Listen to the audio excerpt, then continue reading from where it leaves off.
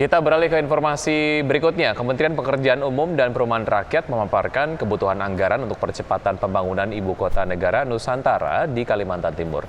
Menteri PUPR bahkan telah mengirim surat ke Kementerian Keuangan meminta tambahan dana pembangunan IKN sebesar 12,7 triliun rupiah. Percepatan pembangunan kawasan Ibu Kota Negara Nusantara di Kalimantan Timur terus dipercepat. Kementerian Pekerjaan Umum dan Perumahan Rakyat atau PUPR pun telah meminta dukungan anggaran dana sebesar 12,7 triliun rupiah ke Kementerian Keuangan.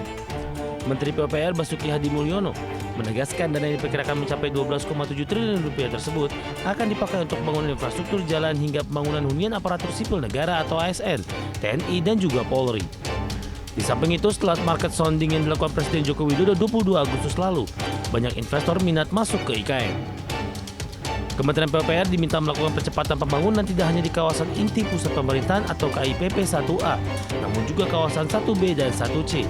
Yang merupakan fokus pembangunan ialah untuk land development dan jalan akses sebagai prasarana dasar.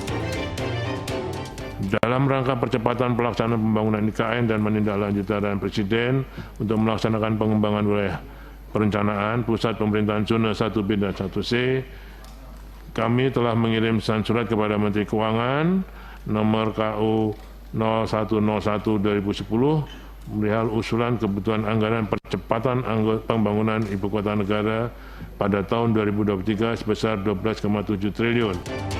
Pembangunan infrastruktur jalan dan land development menjadi prioritas. Pasalnya pada triwulan kedua, Presiden Jokowi disebut akan mengajak investor datang ke IKN Nusantara untuk menawarkan pembangunan di IKN.